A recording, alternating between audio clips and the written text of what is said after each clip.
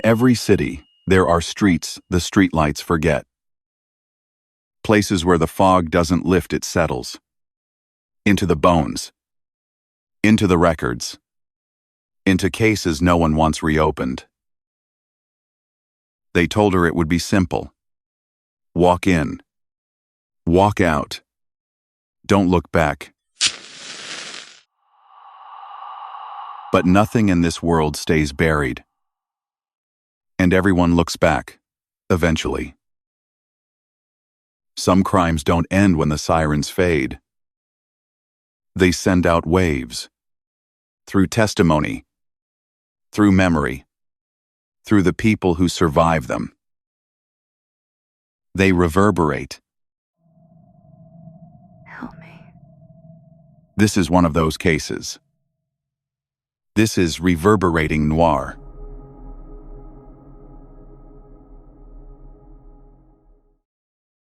London, November the 13th, 1536. The city is gone, not destroyed, not burned, just erased. A fog has settled over Cheapside, so thick, so absolute, that the buildings on either side have ceased to exist. What you just described is, by most historical reckoning, the first recorded murder by handgun in the city of London, and nearly 5 centuries later, it is still unsolved. Welcome to the show. I'm Adam Jones. And I'm Nina Jovovich, and today we're going somewhere most true crime content never goes. Not a modern precinct, not a forensic lab. But the fog-choked streets of Tudor London, where a merchant was shot dead on his way to church, and where the story that was told about his death may have been just as dangerous as the bullet itself. To understand why this case matters, and it does matter, deeply we need to understand who Robert Pakington was, because he was not a simple man, and his death was not a simple crime. He was born around 1489 in Stanford-on-Thames, Worcestershire. Younger, son of a landed family. And in Tudor England, being the younger son meant one thing above all else: you made your own way. Pakington chose trade, specifically the cloth trade, and he was extraordinarily good at it.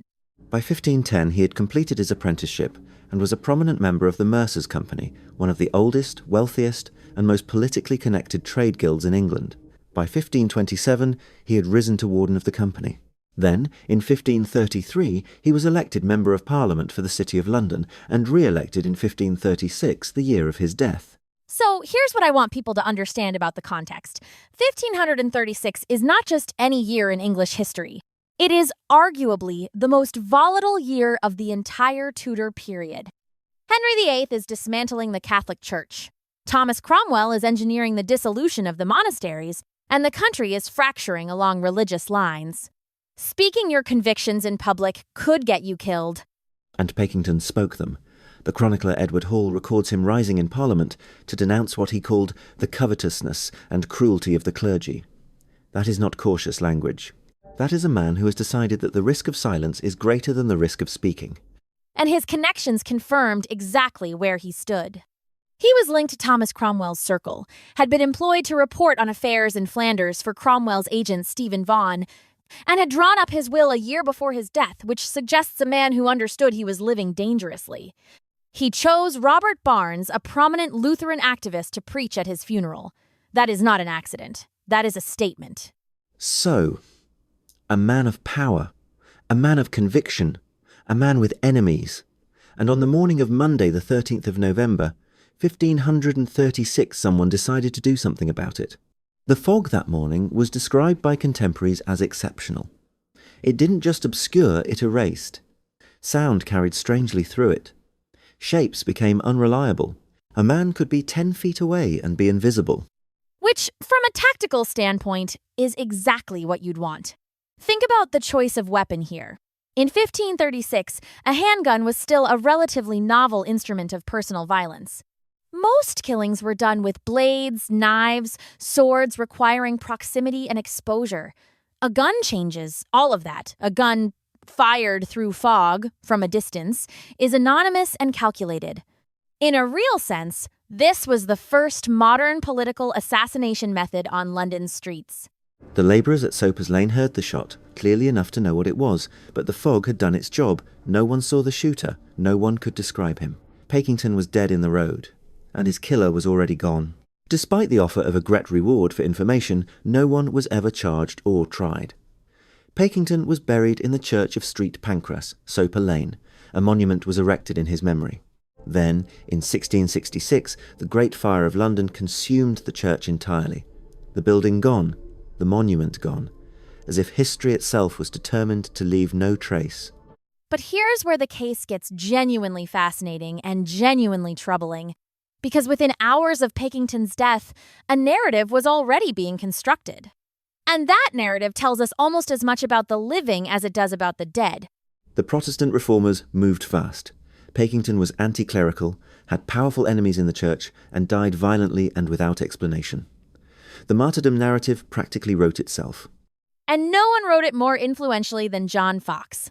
Foxe's Acts and Monuments, better known as Foxe's Book of Martyrs, was one of the most widely read texts of the English Reformation. And Pakington was given a prominent place in it. But here's the problem. The story Foxe told about Pakington kept changing. In 1559, Foxe named John Stokesley, the Bishop of London, as the instigator. By 1563, Stokesley was gone from the story and replaced by John Incent, Dean of St. Paul's. By 1570, Foxe had abandoned both for an unnamed Italian conveniently foreign and unverifiable. 3 different suspects, 3 different accounts, each delivered with equal confidence. And that pattern, that's not a historian revising his work in light of new evidence. That is a polemicist protecting a narrative. Catholic guilt, Protestant innocence. The specific facts are secondary to that framework. Foxe's Acts and Monuments is invaluable in many respects, but the Pakington case is a masterclass in its limitations. And other chroniclers of the period noticed. John Stowe, Richard Grafton, neither sympathetic to Catholicism, neither willing to repeat Foxe's allegations. Raphael Holinshed recorded that a felon hanged at Banbury for unrelated crimes had confessed on the gallows to Pakington's murder. Which raises its own set of problems. Who was this felon? What was his motive? How reliable is a gallows confession from a man with nothing left to lose or everything to gain in terms of a final performance? We don't know. But its existence alone reminds us that the Protestant martyrdom story was never the only story being told. And then there is the thread that I find most haunting of all the possibility, explored in serious academic scholarship, that Robert Pakington was not the intended victim, that the shot fired through that November fog was meant for someone else entirely. The proposed alternative target is a man named Augustine Pakington, a fellow mercer. Similar name spelled differently, but spelling then was inconsistent. Similar trade, possibly related. And Augustine Pakington had done something that made him a genuinely dangerous enemy of the ecclesiastical establishment. What he had done reads like something from a novel. Augustine Pakington approached Cuthbert Tunstall, Bishop of London, offering to purchase every available copy of William Tyndale's English New Testament, the translation the church condemned for the bishop to burn. Tunstall agreed, provided the funds. What he did not know was that Pakington was secretly acting on Tyndale's behalf. The bishop's money was used to print a new, improved edition of the very translation he was trying to destroy. Thomas More, no friend to Tyndale, reportedly observed that in this transaction, everyone had been served. The bishop had his bonfire, Tyndale had his money and a new edition, Pakington had his profit. It was audacious, it was brilliant. And if the agents of the church were looking for a mercer named Pakington to make an example of on a foggy Monday morning in Cheapside, it is not impossible that they shot the wrong one. A man killed not for his own enemies, but for someone else's. If you're finding this case as gripping as we do, and we're only partway through 5 centuries of unanswered questions, this is the moment to hit subscribe. We go deep on cases like this every week, the forgotten, the unresolved, the ones that history tried to bury. Subscribe now, and don't miss a single one. So let's step back for a moment. I think the reason this case still matters, not just as historical curiosity, comes down to 3 things. The first is technology. The gun that killed Pakington was new enough to be recorded as remarkable. It introduced the possibility of lethal, anonymous attack at a distance. That dynamic anonymous lethality has never been more present in public life than today. The second is narrative. Within hours of Pakington's death, the machinery of martyrdom was already in motion, shaping the meaning of his death in ways that served the interests of the living. Foxe's contradictory accounts, each tailored to the polemical needs of the moment, stand as a masterclass in the weaponization of grief. A violent death becomes almost instantly a symbol, a cause, a piece of evidence in an argument that was already being made before the body was cold. And the third is uncertainty. Nearly 5 centuries of historical inquiry have not resolved this case. The evidence is fragmentary, the witnesses are long dead, the church where Pakington was buried has been ash for 360 years. We do not know who killed Robert Pakington. We may never know. And there is a particular kind of intellectual honesty required to sit with that uncertainty, to resist the pull of the neat resolution, the satisfying villain. The Pakington case demands that honesty, and in an age deeply uncomfortable with unresolved questions, that demand feels more urgent than ever. Robert Pakington crossed a street on a foggy morning. He was a man of his age, ambitious, devout in his reformist way, politically engaged, commercially successful, and willing to say in public what others only whispered in private. He died because of it, or perhaps because of someone else's courage entirely. His church is gone. His monument is gone. The street he crossed has been rebuilt and bombed and rebuilt again until nothing of his London remains. Even his killer's identity, the one fact that would give this story its resolution, has been swallowed whole by time. What remains is the echo. The sound of a single shot, heard by labourers at the end of Soper's Lane, carrying across the centuries to remind us that political violence is not a modern invention, that the manipulation of tragedy for ideological ends is as old as tragedy itself, and that history, for all our efforts, keeps its secrets. The fog, in the end, never fully lifted. And that, I think, is exactly why we should keep looking. Not because we'll find the answer, but because the act of looking honestly without forcing the evidence into a shape it doesn't fit, without letting ideology do the work that evidence should do, that's the only form of justice a case this old can still receive. If this episode stayed with you, and I hope it did, subscribe to the channel. Every week we bring you cases like this one, the forgotten, the unresolved, the ones that deserve more than a footnote. Leave us a comment with your theory on Pakington. We read every single one. Robert Pakington, merchant, Member of Parliament, the first recorded victim of handgun murder in London, died the 13th of November, 1536. His killer unknown.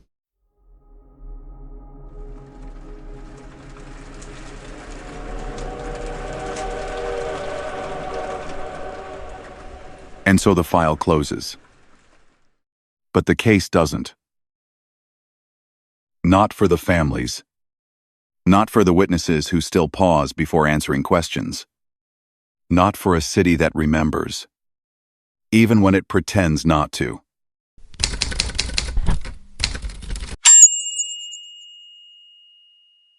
The evidence sits somewhere in a box. The photographs fade. The names are spoken less often. But the echoes remain. If this story stayed with you, if you felt that silence at the end of each unanswered question, subscribe to the channel. Not for us, for the stories that never got a second look, for the voices that were cut short, for the cases that refused to stay buried. Because the truth doesn't disappear. It waits. And as long as the questions are still unanswered, the case isn't over. It's just waiting for someone to look again. And here, it keeps reverberating.